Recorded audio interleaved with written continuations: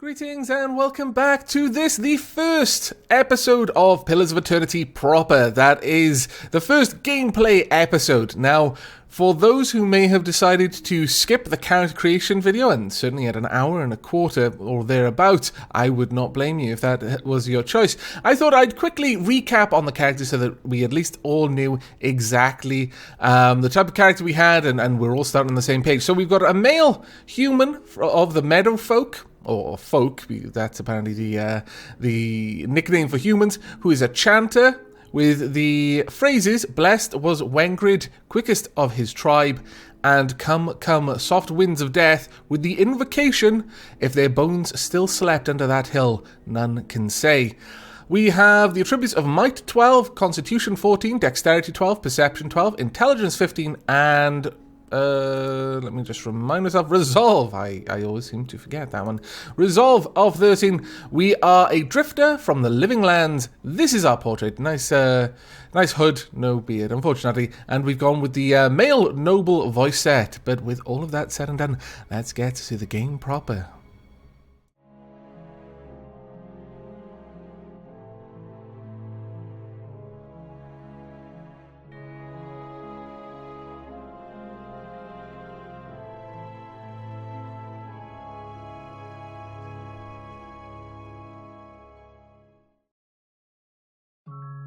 Five wagons grope blindly for the path on a starless night, their master glancing ever upward to the skies for assurance that he is on the right course.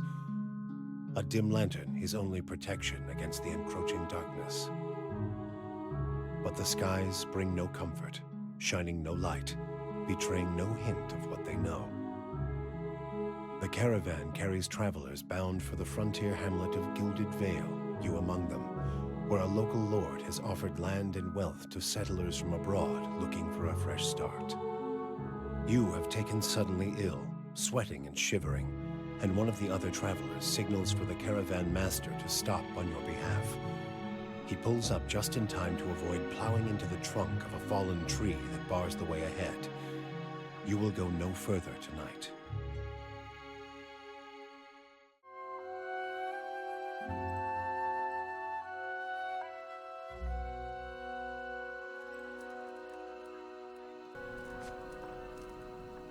Caravan Master finishes addressing the group, his bushy red mustache sagging,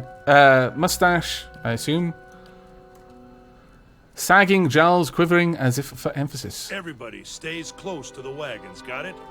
Stay out of the woods, and beasts take you if you were planning a stroll through those ruins up there. He nods towards a looming black mass on the hillside. Whole area's crawling with hut-dwelling types who'd be happy to stick an axe in you for trespassing. That's not very nice. So mind that you don't track mud on their sacred blazing rocks. And it's probably not very nice of you to be so derogatory towards their sacred rocks. Man. Everybody stays put, and in the morning we'll get the path cleared. Gilded Vale's less than a day out. Understood? At last, the caravan master turns to you, frowning as he looks you over. Rumbling rot, could be. There's What? a stinging beetle round here carries it. You'll be fine once it passes your innards. Unless you don't drink water, of course. Which case you'll be dead in a day. I don't like dying, and I really don't like being afflicted with anything called the rumbling rot. My goodness. There's a berry grows in these parts, small and pink, called a springberry. About the size of a fingernail. Give you cramps if you eat it, but the frontiersmen make a tea from it. Okay. Calms the insides. Should get you through the night. You might check around, see if you can find some. Meanwhile, I'll see if we can scare you up some water. Well, I certainly hope you can. You just said I'd die if I don't have any. I know you want to hunt before it gets much darker, but see about refilling our water first. Got a sick one here. He nods in your direction. Sparfell nods and slides the worn bow over his shoulder. Okay, so it's some sort of hunter. We've got a bunch of choices. Where would I find these berries? They grow on a bush that's common round here, kind of funny looking. You'll know it when you see it. Doubt you'd have to go far off the road to find one. Okay. What are those ruins? Nothing you won't see on half the hills of Air Glonfoth. Money to be made selling their knickknacks in Defiance Bay, if you don't mind getting stuck with Glonfoth and arrows now and again. I kind of do. Build them, but I'll be the effigy if they don't watch them like a mother bear. Well, I am certainly not in the business of disrespecting Of course, all local the ones customs. around here have been ransacked 10 times over. Got nothing left worth half a pawn. So I hear. Your character's attributes, skills, class, race, culture, and sex may all open up options for you in dialogue. Now, I was wondering about that. I suspected that although there was no statistic difference between male and female, that the gender would affect how interactions with NPCs would go. These options are not necessarily superior to other responses, but give you a wider variety of choices to select from. The manner in which someone responds to your choices depends on their individual personality and attitude. Okay. Well, I don't know if any of these are particularly because of my stats or anything like that. Who did build the ruins then? Got different names for them. Settlers called them Ingwithans. Ingwithans, Nobody okay. that liked them enough to stop them becoming ruins, tell you that much. Oh, okay. Is it dangerous out here? Not if you hurry about your business. Point well made. Not if the weather holds up. There is concern in his tone, but he does not elaborate. Okay. What kind of weather do they get out here? This time of year, rain mostly. Oh, I'm pretty used to and that. wind. And that. But there's a different kind of wind out here time to time. Oh. Locals call it a beawick. Born out of the ether, the spirit's path. Never seen it myself, never cared to. Beawick. Okay, or Beawak. I'll try and remember that. What are these huge rocks coming out of the ground? They don't got Audra where you come from? Well, it just grows up out of the ground like this. Goes deep like tree roots. Some of it all the way to the heart of the world, you believe the stories. That sounds a bit fanciful. It's more like a shell than a proper rock. Easier to work if you're a mason. Got all kinds of strange properties. Seems to have some kind of life of its own. Dies if it gets dug up. Oh. Loses its luster. Folks think it probably grew at one point or another, but not these days.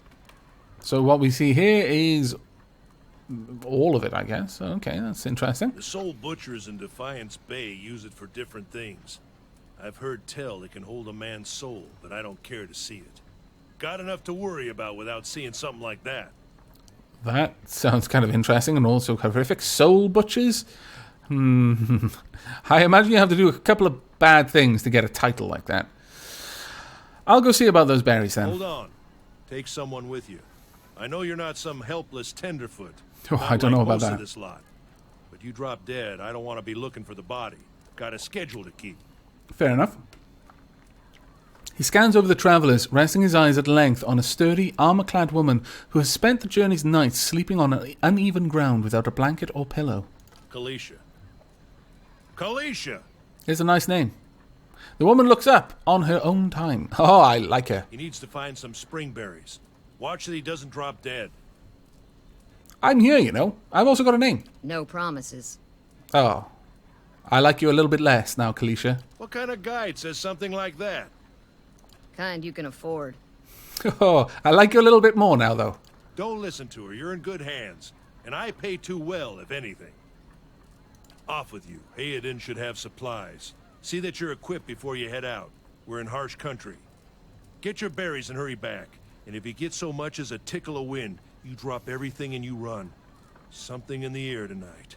If it's a beawick, we'll shelter in the ruins. Hut dwellers be damned. So much with the bad talk of these people. No wonder they're a bit ornery with Let's people get being going here. Before you keel over. Mind you, I just called them these people. That's not that much better. Welcome to the Pillars of Eternity. If this is your first visit to the world of Eora, you may want to watch these windows to become familiar with the tools and interfaces available to you. Very well. Okay, let's have a look down here. I've actually almost got as much health as Calissa. Your party always consists of your character and up to 5 additional companions or adventurers. While the caravan is camped outside the Glamfathan ruins, Odima has assigned Calissa to help you. Calissa is a fighter, a class that excels in close quarters defense. So I was right about the tanking then. Use her abilities to complement your own. To select a party member, click on their selection circle, their portrait, or press the number button that corresponds to their position in the party, starting with 1 at the left. To select multiple party members, click and hold anywhere on the screen and drag a marquee over the circle of the party members you'd like to include. To move selected characters, click anywhere on the screen where your cursor is the circle of 4 wedges. All selected characters will path to their corresponding positions in the formation. If you see a red circle with a slash through it, you cannot walk to that part of the map. When multiple party members are selected, the action bar is hidden. To see an individual character's options, select only that character. Okay, now, I read that more for the sake of anyone else, but I imagine a lot of this, even the cursors, kind of are reminiscent of the Infinity Engine. Now, it seems that we can chat with just about everyone, which is kind of good. We've got someone down there, Caravaneer. Yes? Okay, I guess these are my phrases. I can swap my weapons, I guess. I can chant. That's my spells, edit chants. Oh, I like this. This is awesome. Chanters spend most of their time in combat speaking chants. Chants are arranged in strings of magical phrases that produce different effects.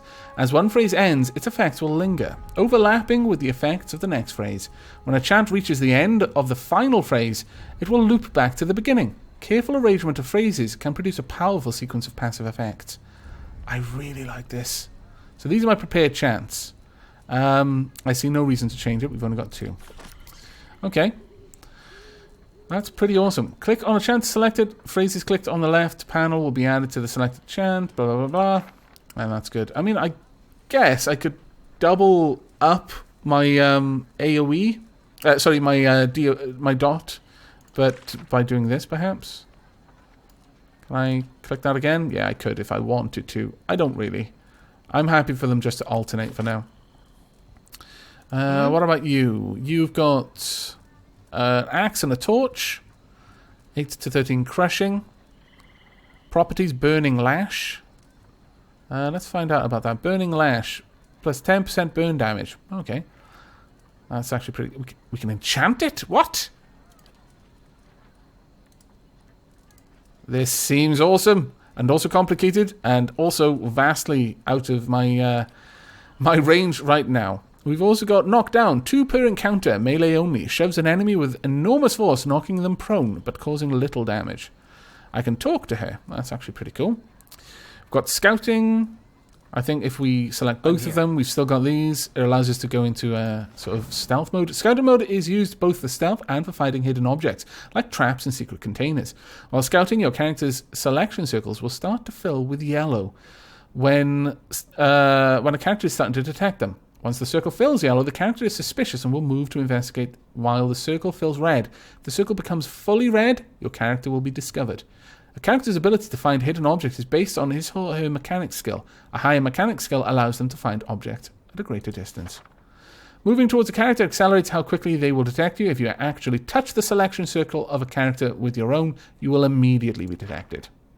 Very well. Game is paused. Game is unpaused. We're fully seen right now. Most people you encounter in the world are neutral or friendly. You can interact with them by clicking on the selection circle. Many characters will simply greet you and go on their way, but others will have larger conversations to explore. The merchant, here Dan, has a conversation that opens a store with equipment for sale, for example. Don't mind Odema. This is a good place to camp as any. Fair enough. I shall. Mechanics plus 1, 0 mechanics plus 1 lockpicks or 1 mechanics. What does my character actually have? In terms of mechanics. Can I find out? Mechanics 1. So I could just flat out open this. Am I allowed? I'll handle this. Difficulty 10 EXP earned. Potion of minor endurance. Am I allowed to take this? I'm not really sure. User plus 50 endurance. This vibrant purple potion has an equally apparent effect for imbibing. It immediately grants a rush of energy, restoring vitality and briskness to even the most haggard and weary of travelers. Well, I think you should have it, if anyone. Did that go to you? Yes, it did. Good. Alright. What do you have to say for yourself? Caravan life doesn't agree with you, does it? Look as raw as the merchant. I can only assume that he looks particularly raw and you're mocking me. That's not very nice of you. What's going on down here? Is there stuff out there? I'm going to explore that later on. Ooh, crates. Now, this is... I'm going to be fairly thorough when I'm playing. It's just in my nature to open everything. Dry wooden clothing. I doubt it's useful to me. I'm not going to take it if it's not useful. I mean, these are wagon supplies. All kinds of beasts in these woods, and then you have the tribes.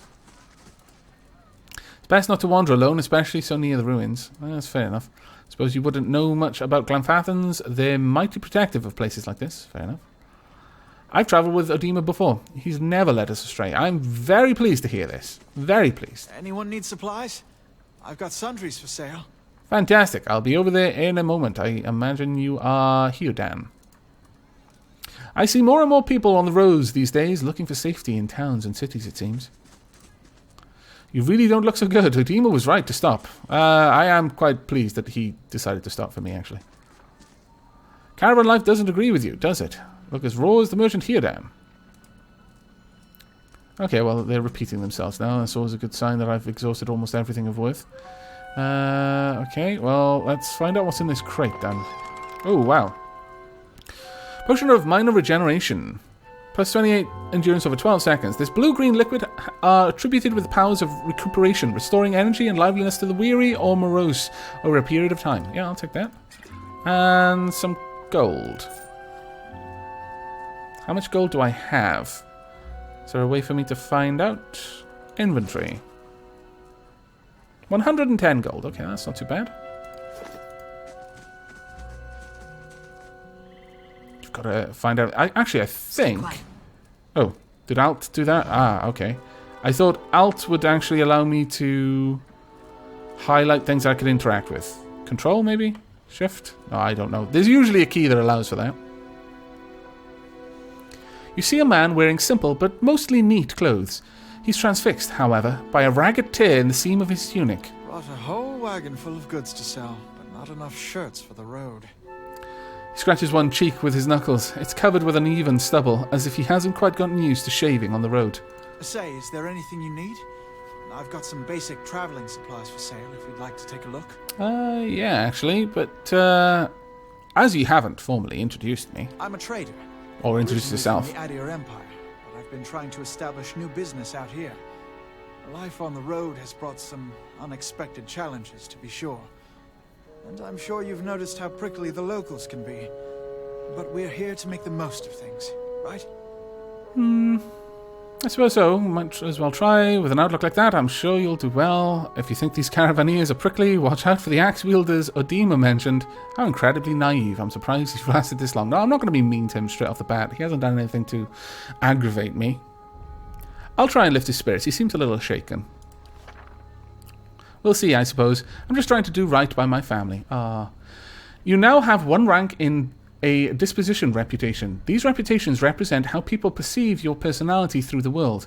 Even seemingly nasty reputations will be favoured by some people, and benign reputations often bring out the worst in certain people. No disposition is inherently good or bad in Pillars of Eternity. But if your main character is a priest or paladin, you must be careful not to misalign their dispositions with that of their favoured by their deity or order, respectively. For the main character only, their dispositions will modify the effects of holy radiance for priests and faith and conviction for paladins. Okay. How do I know what my position is now? Something else? Maybe I'll have to check that later. It's like we're settled for the night. Tell me about the Adir Empire. It's not as big as it used to be, but it's still big. The mainland is a continent northwest of here, but the colonies used to include Raed Ceres and the Deerwood. About 150 years ago, Deerwood won its independence from the Empire. A fact our companions are quick to remind me of. He gives you a lopsided grin and nods at the other scattered caravaneers. Deerwood, I will have to remember that. I was pronouncing it Direwood. Why did you move all the way out here? Because it seemed friendlier than Raed Ceres? Raed Ceres, thank you very much for pronouncing that for me. I the family mercantile business a few years ago, and there wasn't enough for me to do back home. I moved out to try and expand. Nice way of doing things. Deerwood is a former Adir colony, so it seems like a good place to start. And as much as I admire the Raed Ceres' work ethic, they've always struck me as a little fanatical. Seems reasonable enough. Out here, I'm just taking it one day at a time. Let's see what you've got then, Hiodan. Stores allow you to trade and sell your items for copper pieces or items in the store's inventory. Ooh, can I just barter items? I appreciate any system that allows that. Because often just having to sell it for copper and then it's just an unwanted middleman. If you sell something, you may see it appear in the store's inventory with a much higher cost. Stores periodically refresh their inventories. Okay. Now then, what have we got? We've got... does this tell me what it is? Consumables. Clothing. Well, I would assume that this is meant to show me what you've got. Oh, right, okay. It's only highlighting that stuff. I see. Lockpicks. 38. I'm not sure I want that. Party. My stash. What's my stash? Store. Clothing. Armor. Now, what have I currently got? Can I have a look at what I've currently got? Personal, no. Inventory. Oh, that's probably what I need. I'm currently wearing padded armor. It's got a damage reduction of 4, and recovery speed of minus 20%. You've got scale armor, damage reduction of 7, speed recovery of 35. Can I change these? Oh, I can. That's actually pretty cool to know. And there's crafting as well. Oh, I approve of that. Ah! Damn it. Something else? It's not what I wanted to do. Let's see what you've got. Alright, what have you got? Brigandine. I'm way out of my league. In fact, almost everything here is out of my league. Rod, rapier. What kind of weapon do I have? You've got a battle axe, which seems reasonable. And I've got a spear. One-handed. I kind of like the idea of a spear, actually. Properties accurate. +5 accuracy with it. Oh, okay, I'll take that. Add a medium shield.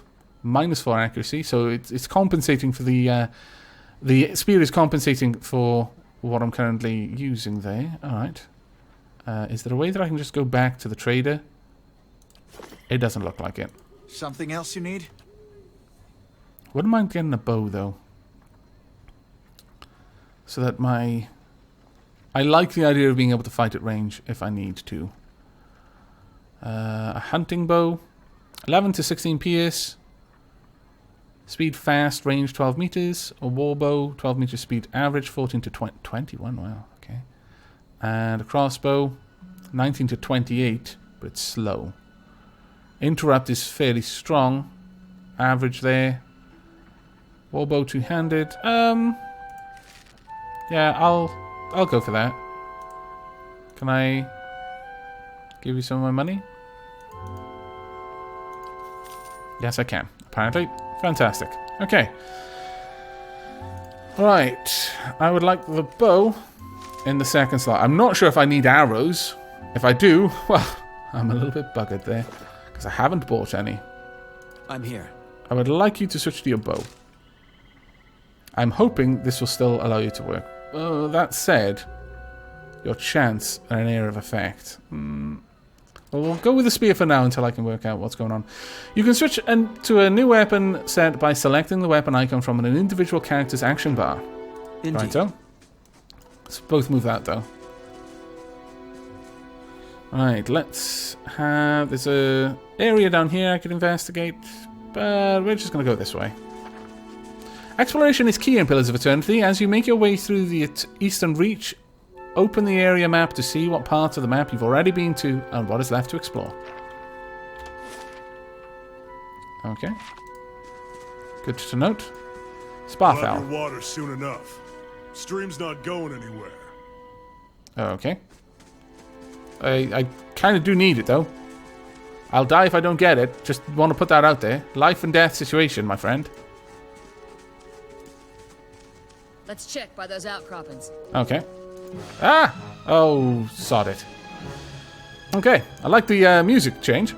Pillars of Eternity combat uses a pausable real-time system because you will often manage more than one character at a time. It's a good idea to pause the game, issue orders, and resume real-time to see the orders play out.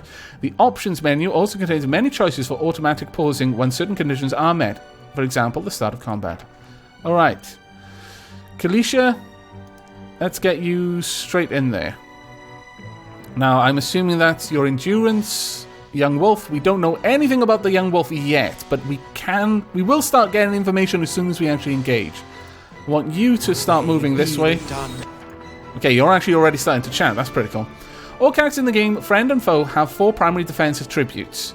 Defenses against attacks. Deflection, Fortitude, Reflex, and Will. These defenses are based on the character's attribute level, items, and other effects. Accuracy is compared to the appropriate defense when an attack is made. If accuracy is below the targeted defense, the attack suffers a penalty to the roll and is more likely to result in a miss. If accuracy is above the targeted defense, the attack is more likely to result in a crit. Good to know. All attacks that do damage have to overcome their target's damage reduction. An enemy DR reduces the incoming damage by the listed amount, down to a minimum percentage. If you are having difficulty hurting the enemy, try switching to a weapon or attack that does a different damage type. Most enemies are strong against 1 or 2 damage types. Most enemies are... 1 or 2 damage types and weak against a similar number. Alright. Pretty standard stuff. I'm fairly certain that we should be seeing a decent amount of info down here, so I'm going to increase this up. Right, we've already taken a chunk of damage off it. You'll notice that its defenses, now that we've actually scored a hit, we've got information based on its defense. That's actually... You don't know it until you've actually had a chance to see how an enemy fights. And because we've connected, we now have some information, but the other 3 defenses we don't know about yet. Yeah, sure. Go ahead and attack, if you will. Okay, sometimes a weapon or spell simply isn't well suited to penetrating an enemy's damage reduction. When an attack hits, the DR will wipe out all but a small percentage of the incoming damage. You'll hear your characters complain about it when it happens. Take heed, note the damage type that's being blocked, and switch to a weapon or spell that does a different damage type. Okay, did one of my damage types not make connection? We're doing it. Ooh. Young Wolf hits Calissa for 1 piercing damage. Now, I believe it. Yeah, if you hover over this, it'll actually give you the exact damage roll that happened. So the accuracy was 30 minus the 29 defense, gave a roll of 1. So the accuracy was higher than defense. Rolled 74 plus 1, which is 75, a hit. I believe it's got to be above 50 for a hit. Below 50, if it's just below, we'll score a grazing hit. If it's particularly low, it'll be a flat-out miss. But if it's close to or above 100, I believe, it'll be a critical hit. Now, Kalisha's damage reduction is 5.3. So that has reduced the incoming damage to 1.2. There's a minimum percentage of damage that it can reduce it to, and it can't reduce it any lower than that. That is the minimum damage reduction that can go on there. There we go. And we can see he had 2 different amounts of information there. Bestiary Progress Wolf, 12%. 26 of 216 EXP earned. Now, the bestiary is actually quite an interesting mechanic. Let me go and see if I can find it. Journal. Bestiary. It's in the encyclopedia. Bestiary. Wolf. We've got some information on the wolf here based on the fact that we've killed one. Now, we've only got 12% of the wolves entry in the bestiary. Once we've got 100%, it's kind of a mechanic to prevent you just grinding on useless enemies. Once you know everything there is to know about an enemy, I believe you stop gaining EXP for that enemy type. There may be different things. I'm not sure if there are like different types of wolves, if this is just a basic wolf, and if like a giant wolf or, I don't know, some sort of a white wolf or something would have a different bestiary entry or not. But it's kind of an interesting mechanic. We'll have to see how that plays out in the game. But we won, so we can gather up. How are you doing down there? What's your health like? You took very, very little damage. You only took 8 damage in that entire battle. We have got a wolf hide. Okay, that's worth a little bit of gold. I think we will put it in our stash. I'm assuming that is for that kind of thing. Really not sure, though. This is it. What is? I'm here. Okay. Is there any way to get that highlighted for me? in one sense, I like the fact that it's not highlighting things because it makes it a little bit harder. But at the same time, sometimes it's a little bit hard to see what's the backdrop and what isn't. As you receive quests, your journal will update with relevant information. If you ever get stuck, open it up and review your notes. Calissa Drifter, you're a kind of mystery to the rest of the caravan. Just some kind of wanderer, the way I hear it. Now, this is nice because I can build out the character's background a little bit with these early interactions, I should imagine. Should I wander into the lives of fools, talk them out of their money and wander back out? That sort of thing tends to happen with orphans. You have to be when people are looking for you.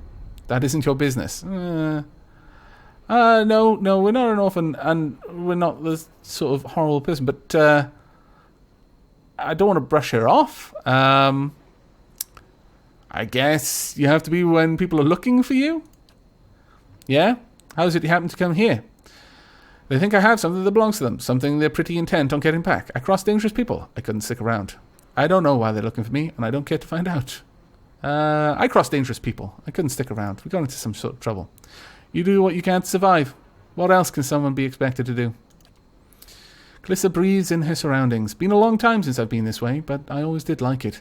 Lord Riedrich's offer makes a girl think. I'll give him that. You here to settle, like the rest of the lot? It's a hard offer to pass up. No, I'm just passing through. I hadn't given it much thought. No, I'm passing through. I'm a drifter. That's usually the case with the big city, just a little ways further up the same road.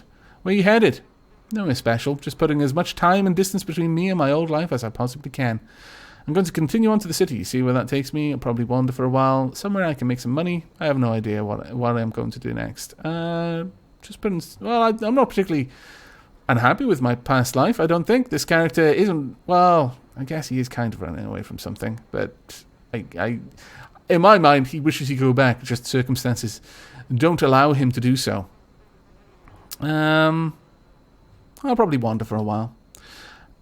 I couldn't judge you for that. Been half my life. Just watch yourself. You get too far off the beaten path, these lands are wild, in more ways than one. Anyway, I'm wasting time here. Odim will give me an earful. Let's be on our way. Well, before we actually start to find out any more about Calissa and her backstory, I think I'm going to wrap this episode up there. I do hope you've enjoyed this first episode, and I hope you will return to enjoy the remainder. But until then, and as always, do take care.